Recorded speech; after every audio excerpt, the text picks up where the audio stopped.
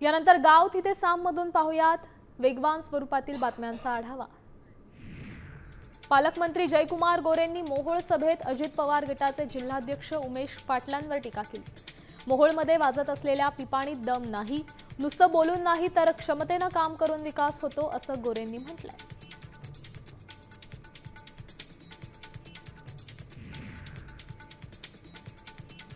मुंबई पालिकेची निवडणूक घोषित होण्याआधीच भाजप आणि ठाकरे सेनेत जुंपली आहे। मुंबई पालिकेनंतर मविया किंचित दिसेल असं म्हणत महसूल मंत्री चंद्रशेखर बावनकुळेंनी मविया नेत्यांना टोला लगावला, तर महाविकास आघाडी महायुतीला चित करेल असा पलटवार अंबादास दानवेंनी केला।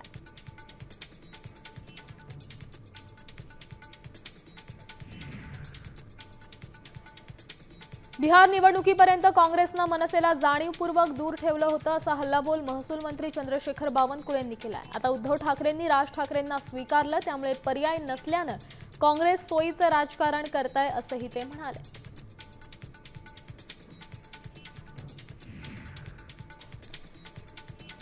मुंबईत काँग्रेसने दिलेल्या स्वबळाच्या नाऱ्यावरून मनसे नेते संदीप देशपांडेंनी खडेबोल सुनावलेत। काँग्रेस हा अमिबासारखा पक्ष, अमिबाच्या पायाला उत्तर देण्याची गरज नाही अशी बोचरी टीका देशपांडेंनी केली आहे। तर वर्षा गायकवाड वडेट्टीवार निर्णय घेऊ शकतात का असा सवाल त्यांनी केलाय।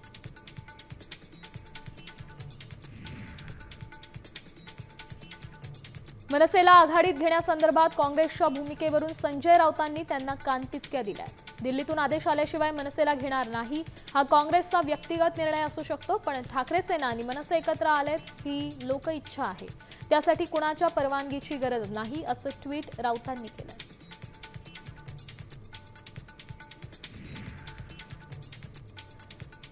शरद पवारांच्या नेतृत्वाखालील राष्ट्रवादीने आगामी निवडणुकीसाठी ठाकरे सेनेसोबत आघाडी करण्यासंदर्भात एकमताने चर्चा करण्याचा निर्णय घेतला। पक्षाच्या बैठकीत पवारांनी ठाकरेंसोबत जाण्याचे संकेत दिले, तसंच मनसेचा सहभाग राष्ट्रवादीला मान्य होणार का याकडे लक्ष लागलंय।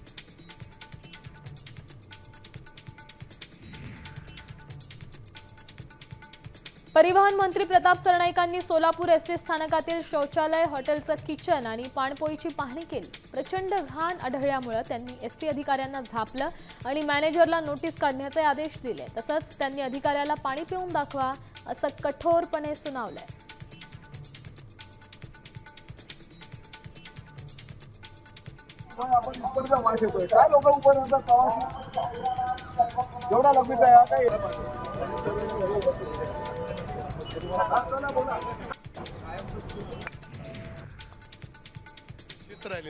सोलापूरचे पालकमंत्री जयकुमार गोरेंनी माजी आमदार राजन पाटलांचं कौतुक केलंय। दिल्लीत अमेरिकेत राजन पाटलांचं नाव झालं असं गोरेंनी म्हटलंय। अमेरिकेतले लोकही अनगर कुठं आहे आणि राजन पाटील कोण आहेत असं विचारतायत असं ते म्हणाले। यावेळी त्यांनी अजितदादांच्या राष्ट्रवादीचे जिल्हाध्यक्ष उमेश पाटलांवर निशाणा साधला।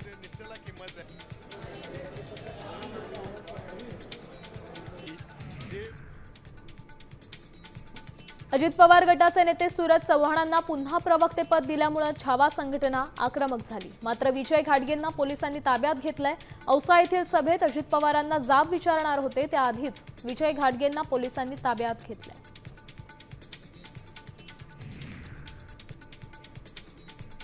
अक्कलकोट नगर परिषद निवडणुकीत भाजप आमदार सचिन कल्याण शेट्टींच्या टीकेला माजी मंत्री सिद्धराम म्हेत्रेंनी प्रत्युत्तर दिलंय। मी सत्तेचा फायदा घेतला नाही, मात्र कल्याण शेट्टींनी 3.5 वर्षात किती फायदा घेतला ते सभेत सांगेन असं म्हेत्रे म्हणाले।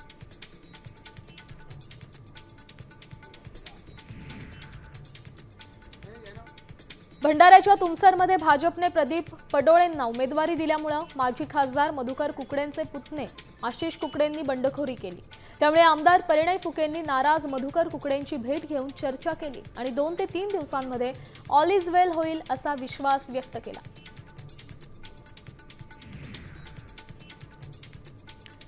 डोंगराळे चिमुरडी हत्या प्रकरणी आमदार मंजुळा गावितांनी कायद्याच्या अंमलबजावणीवरून प्रशासनाला खडेबोल सुनावले। त्यांनी साक्री तहसीलदारांना निवेदन देत खटला फास्ट ट्रॅक कोर्टात चालवून नराधमाला फाशी देण्याची मागणी केली।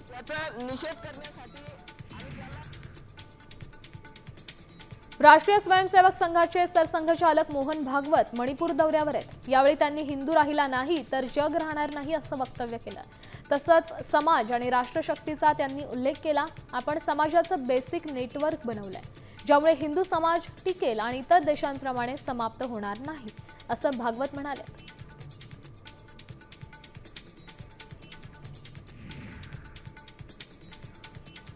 नंदुरबारमध्ये अक्कलकुवा आणि अक्राणीचे आमदार आमशा पाडवींच्या हस्ते त्रिशूल जिल्हा परिषद शाळेच्या नवीन इमारतीचं उद्घाटन झालं. आगामी निवडणुकीच्या पार्श्वभूमीवर त्यांनी कुवरखेत आणि सावर्य दिगर गणाच्या कार्यकर्त्यांची बैठकही घेतली.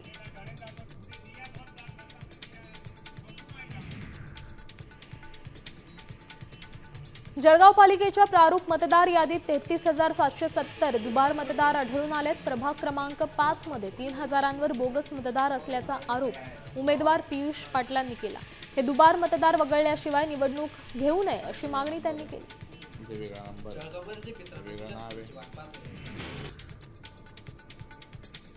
नाशिक पालिकेने प्रसिद्ध केलेल्या प्रारूप मतदार यादीत गोंधळ असल्याचं समोर आलंय. विधानसभेला मतदार केलेल्या अनेकांची नावं यादीतून गायब झाल्याच्या तक्रारी दाखल झाल्यात आणि या यादीत तब्बल 86,868 दुबार नावं आढळली.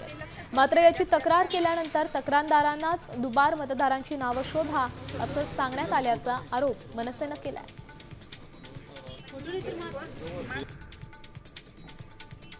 अंबरनाथच्या शास्त्रीनगरमध्ये खिडकीतून घरात शिरून 1 वर्षीय चिमुकल्याचा अपहरण करण्याचा प्रयत्न झाला. रस्त्यावरील रिक्षा चालकांना शंका आल्यामुळे हा प्रकार उघड झाला. स्थानिक नागरिकांनी आरोपीला पकडून चोप देत पोलिसांच्या ताब्यात दिले.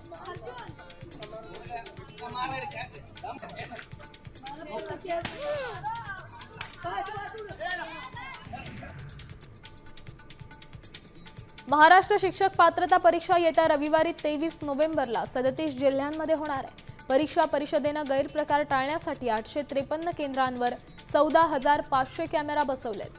बायोमेट्रिक आणि फेस रेकग्निशनचाही वापर केला जाईल.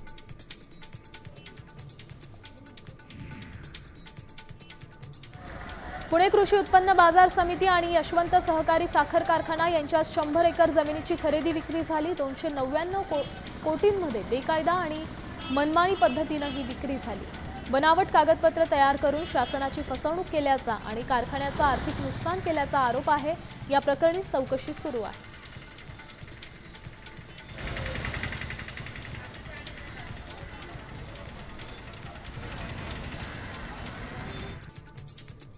पालघर साधू हत्याकांड आणि ड्रग्ज तस्कर प्रकरणातील आरोपींचा भाजपात समावेश केल्याच्या निषेधार्थ पुण्यात ठाकरे सेनेनं आंदोलन केलं.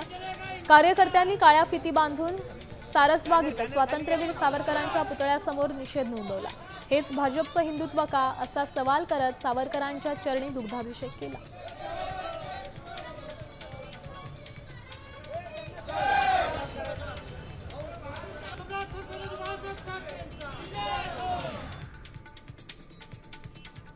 मालेगावात चिमुकलीवरील अत्याचाराच्या निषेधार्थ अहिल्यानगरच्या अकोलेत नागरिकांनी मूक मोर्चा काढला. आरोपीला कठोरात कठोर शिक्षा करण्याची मागणी केली आणि या निषेध मोर्चात कीर्तनकार इंदुरीकर महाराज देखील आपल्या सहकाऱ्यांसह सहभागी झाले.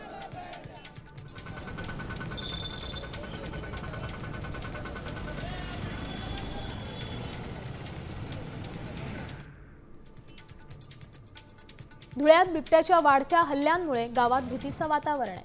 शेतमजूरही कामासाठी जात नसल्यामुळे आता गावकऱ्यांनीच पुढाकार घेत जागोजागी बॅनर्स लावलेत. त्याद्वारे नागरिकांना बिबट्यापासून स्वतःचा बचाव करण्याचं आवाहन करण्यात आलंय.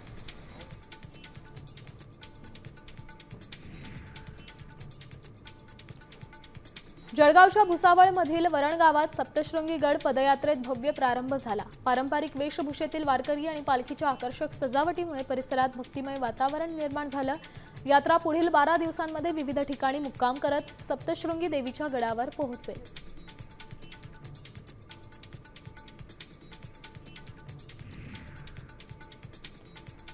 बुलढाणा शहर पोलिसांनी मोटारसायकल चोरांवर धडक कारवाई केली आहे. बुलढाण्यासह 6 जिल्ह्यातील गुन्ह्यांची उकल केली आहे. पोलिसांनी एकूण 20 मोटारसायकल जप्त केल्यात तर 2 आरोपींना अटक केली आहे.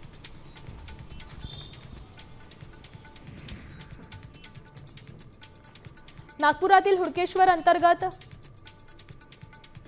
बेसमध्ये बनावट दारू निर्मितीचा अवैध कारखान्यावर धडक कारवाई केली आणि यावेळी बनावट दारू 200 लिटर स्पिरिट आणि इतर साहित्य असा एकूण 11,93,000चा मुद्देमाल जप्त करण्यात आलाय. या प्रकरणी दोघांना अटक केली आहे तर इतरांचा शोध सुरू आहे.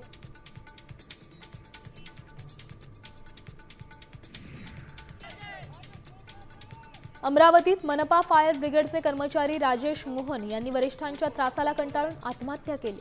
दोषी अधिकारी संतोष केंद्रे आणि लक्ष्मण पावडेंवर गुन्हा दाखल करून अटकेची मागणी केली होती। आयुक्तांनी दोषी अधिकाऱ्यांच्या निलंबनाचे आदेश दिले।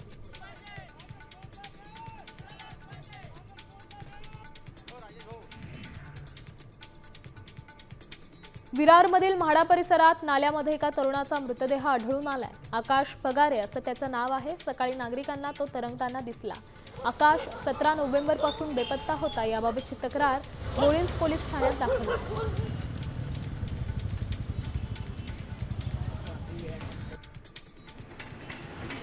माहीम पूर्व परिसरातील झोपडपट्टी परिसरात भीषण आग लागली आहे। हार्बर रेल्वे लाईन मार्गाजवळ झोपडपट्टीला आग लागल्यानं अनेक झोपड्या आगीत जळून खाक झाल्यात। आगीचं कारण अद्याप अस्पष्ट आहे।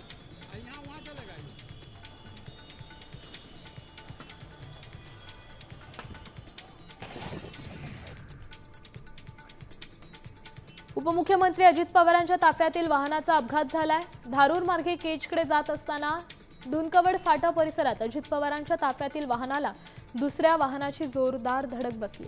या अपघातात 4 गंभीर जखमी झाले असून त्यातील एकाची प्रकृती चिंताजनक आहे। जखमींना उपचारासाठी रुग्णालयात दाखल करण्यात आले। सोलापूर हैदराबाद महामार्गावर अंडूरजवळ क्रुझर गाडीचं टायर फुटून अपघात झाला। या अपघातात 5 जणांचा जागीच मृत्यू झाला असून यात 3 महिलांचा समावेश आहे, तर 7 ते 8 जण गंभीर जखमी असून त्यांच्यावर उपचार सुरू आहेत।